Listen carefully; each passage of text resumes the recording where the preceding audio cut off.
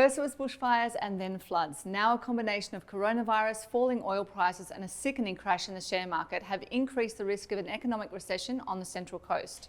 Earlier today, the Australian share market plunged another 7% in early trade, bringing total losses to over 30%, more than $500 billion in just 2 weeks. The primary cause of the crash is the increasing spread of the coronavirus and subsequent disruptions to travel, trade and supply chains. Business New South Wales Regional Director Paula Martin said that apart from some product shortages here on the coast, the main impact so far has been in local tourism and manufacturing.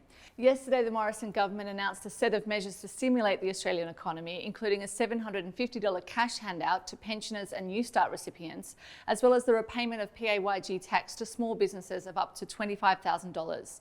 The measures are part of a broader $17 billion stimulus plan. David Abrahams filed this report earlier. Yes, and in case you're wondering, I do have a black eye. No, it wasn't rugby or some such. It was in fact a yoga class.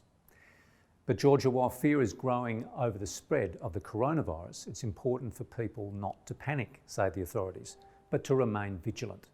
There are, as we go here, 94 confirmed cases of the virus in New South Wales.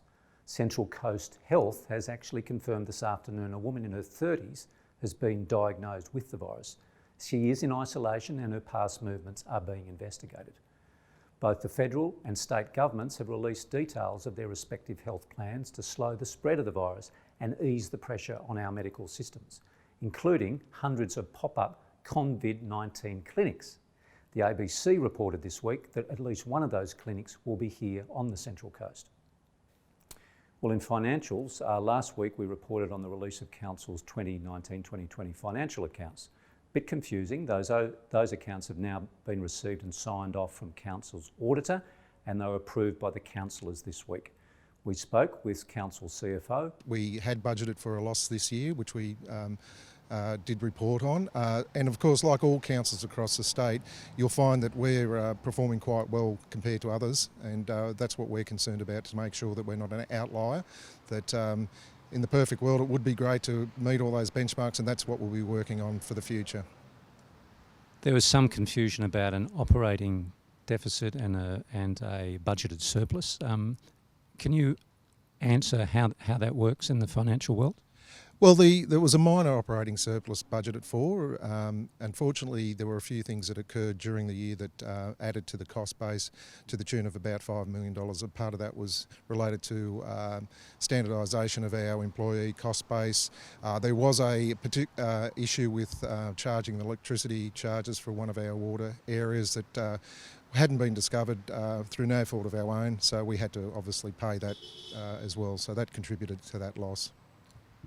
Are you comfortable the way the budget is moving forward? I mean, you've got a big area and lots of challenges. There's certainly a lot of needs around the coast. You comfortable there's enough money there and we're relatively balanced? Yes, I am. I think you'll find that even though we're still budgeting for a minor deficit in the next couple of years, we're focused on delivering to the community what they require from the council. And Georgia, some more exciting news is the announcement by Council this week that is working with several providers, that is internet providers, to deliver CBD businesses and northern Gosford 100 gigabit per second internet speeds via fibre optic infrastructure. I spoke to Council CEO Gary Murphy about the initiative and he shared with us that the Council is partnering with a number of serious telecommunication providers and he was confident the offering will be available within 12 months, starting in the Gosford CBD and running north to the hospital precinct. Georgia, it may have overshadowed other news at the moment, but this is undoubtedly a very big deal for the Central Coast. Back to you. Thanks, David. Well, a New South Wales Upper House inquiry into uranium mining and nuclear power generation has recommended lifting restrictions on both activities. Swansea MP Yasmin Catley has vowed to fight the repeal of the legislation, which she says would be the first step towards having a nuclear reactor here on the Central Coast. The potentially divisive bill was tabled in the New South Wales Parliament by One Nation's Mark Latham. We heard last week from Central Coast Liberal MLC Taylor Martin, who is a strong advocate for the bill, saying new technologies make it perfectly safe. This week we spoke to energy consultant for Nuclear for Climate, Rob Parker. Most nations around the world have put nuclear power in place using strong government support with some private sector involvement. I mean, France is probably the leading example where they built 58 reactors over 22 years with very strong government direction, and they've got about amongst the world's lowest emissions per capita of any nation. I mean, they're down around 30 and 40 grams of carbon per kilowatt hour, and we're up at around 900. So, I mean, they're doing brilliantly in terms of their carbon reductions, and they use strong government support to do that. As I see it, we would also need strong government support to get all the legislation and the controls and the regulatory bodies in place. Now, the advent of small modular reactors, they're specifically intended to come up with a capital cost of the order of $1.3, $1.7 billion to get units underway. And so that's the aim in the future, is for us to have nuclear power plants down around costs where private capital can go in. Construction is expected to begin on the $5.8 million Terrigal Beach Boardwalk in April after the announcement by Terrigal MP Adam Crouch that the contract to build the boardwalk has been awarded to Sydney-based company Land and Marine Group. The boardwalk will run from Terrigal Beach to the Haven and includes integrated seating, lighting and a viewing platform. It's an excellent idea. You know, it's a lovely walk right round there to the Haven, and to have to climb up the hill over there, it doesn't make it a disincentive to do that. Absolutely, people in wheelchairs and prams and kids and being away from the cars is great, and yeah, it's more child friendly that way. And now for the latest in sports news, let's chat to Ross Barry from around the grounds. Well, the Central Coast Crusaders got season 2020 off to a flying start at Breakers Indoor Stadium against the Bankstown Bruins on Saturday. The women's team got out to a flying start and were up by 20 points at the first break before consolidating to run out winners 81-57. The men's team also raced out of the blocks to set up an 80-60 win, Callum Jenkins leading the way with 20 points and 11 rebounds. And the Crusaders will now travel to Sydney to take on the Hills this week and be back at Breakers to face the Centre of Excellence team on March 21. Gemma Smith has taken out 2 gold medals at the New South Wales Surf Lifesaving Championship at Blacksmiths Beach in Swansea this weekend. In the open women's ski events, Smith got off to a crisp start in a light surf to take an early lead on her signature pink ski before powering her way out the back of the course. Is daylight, so Gemma Smith on the pink, U minor, looking like she will take out this open female ski. Yeah, it is certainly very conditions out there today. It's really challenging, but we managed to get a pretty clean start off this shory. The starter did a really good job and just managed to get a nice clean start. That set me up for the rest of the race, and then coming in just managed to ride in on the back of a little wave, which was really nice. And in cricket, Kincumber Avoca have secured a spot in the 2020 final of the Coast's first grade 2-day cricket competition with a resounding win over minor premiers Lisarow Arimba.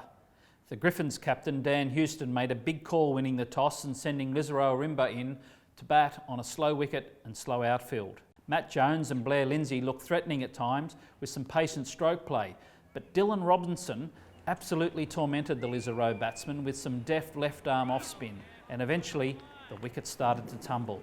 First Shepherd for 9, and then Blair Lindsay for 30, and then the tail fell. Robinson eventually finished with 6 wickets for just 16 runs off a marathon 23 overs. Thanks, Ross. Well, that's all for this week. Thanks for joining us, and before we go, we have some quite dubious breaking news. We spoke earlier about the renewed debate over nuclear power on the coast and some of the angst it's causing. Well, 2 people who went nuclear this week were H.C. Nelson and our very own Digital Dave. Here they are out on their Central Coast sellout tour this week, drumming up support. Can I just praise the work of Mark Latham over the last couple of weeks? Mark has got nuclear power back on the agenda. I didn't believe it would be possible, but he seems to have got everybody talking nuclear power, and I must relay this to people that I believe nuclear power is going to come and be very much part of the energy mix, I think is the way Angus Taylor talks about it, the renewable energy mix. And can I point out before I continue with this story that we in Australia have great resources, you know, obviously coal, we have gold, uranium, we have oil, we have lots of these things. But these all pale into the greatest resource of all, and that's our ignorance. Yes. Our ignorance. And the great thing about ignorance is it's completely fucking renewable. So when I was a kid, I was an incinerator monitor at the school. We used to go around and collect up all the rubbish, the half-eaten sandwiches, the people. Yeah, that's right. That's it. That's right. Yeah. If people were tossed out of classes, they had to clean up the oval, and they'd come to me with their rubbish in a plastic bag, and I'd throw it in the incinerator and shut the door. And when more came along, I'd throw the plastic in. I love burning plastic. Can't do that anymore. Anyway, and all these things, and I'd go home one night and I said to Mum, I'm the incinerator monitor for the whole year, and she'd beamed with pride. This is the thing I believe we've got to get into, the nuclear power debate. The nuclear power is so safe, we can put it in schools. I'd love to see right in the Woy school round the corner here become the first school in the state to put their hand up and say, Mark Latham, come on down, measure us up for a nuclear reactor. And imagine your youngster, should they be still going to the school round the corner, coming home and saying, guess what, Mum, guess what, Dad, I'm the rods monitor for the nuclear power reactor.